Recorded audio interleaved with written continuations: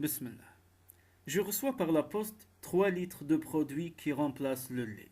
Une société norvégienne veut savoir si cela m'intéresse d'investir dans la production de ce nouveau type d'aliment. Vu que, de l'avis du spécialiste David Ritz, tous, les majuscules sont de lui, lait de vache contient 59 hormones actives. Beaucoup de graisse, du cholestérol, des dioxines, des bactéries et des virus. Je pense au calcium dont ma mère, quand j'étais petit, me disait qu'il était bon pour les os. Mais le spécialiste est allé plus vite que moi. Le calcium, comment est-ce que les vaches peuvent acquérir assez de calcium pour leur volumineuse structure osseuse? Par les plantes, bien sûr. Le nouveau produit est fait à base de plantes, et le lait est condamné dans d'innombrables études faites dans les instituts les plus divers répandus dans le monde. Et les protéines? David Ritz est implacable. Je sais que l'on appelle le lait viande liquide. Je n'ai jamais entendu cette expression, mais il doit savoir ce qu'il dit, à cause de la haute dose de protéines qu'il contient.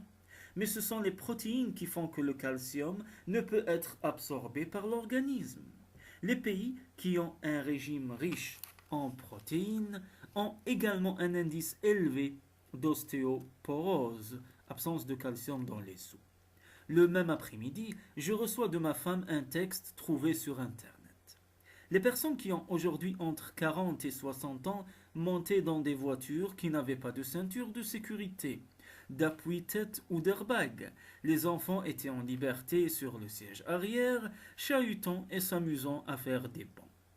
Les berceaux étaient peints avec des peintures douteuses, puisqu'elles pouvaient contenir du plomb ou un autre élément dangereux.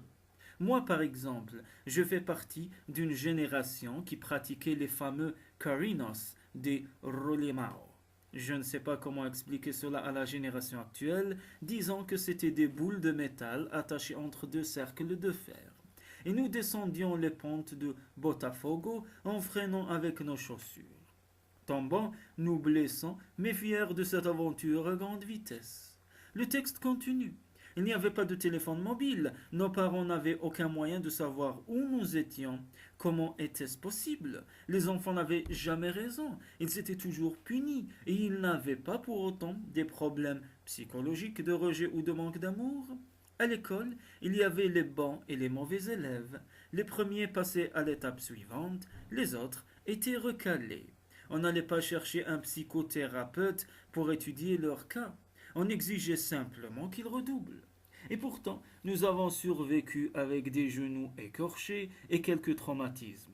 Non seulement nous avons survécu, mais nous nous rappelons avec nostalgie le temps où le lait n'était pas un poison, où l'enfant devait résoudre ses problèmes sans aide, se battre quand c'était nécessaire et passer une grande partie de la journée sans jeu électronique à inventer des jeux avec ses amis.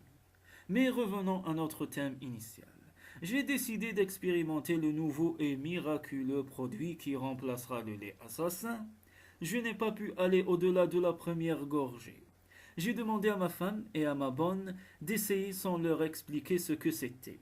Elles m'ont dit toutes les deux qu'elles n'avaient jamais rien goûté d'aussi mauvais de leur vie. Je suis préoccupé pour les enfants de demain. Avec leurs jeux électroniques, leurs parents et leurs mobiles, les psychothérapeutes qui les aident à chaque défaite et surtout l'obligation de boire cette potion magique qui les protégera du cholestérol, de l'ostéoporose, des 59 hormones actives, des toxines. Ils vivront en excellente santé, très équilibrés, et quand ils seront grands, ils découvriront le lait. À ce moment-là, peut-être une boisson hors la loi. Peut-être en 2050, un scientifique se chargera-t-il de racheter un produit qui est consommé depuis le commencement des temps? Ou bien obtiendra-t-on seulement le lait grâce à des trafiquants de drogue?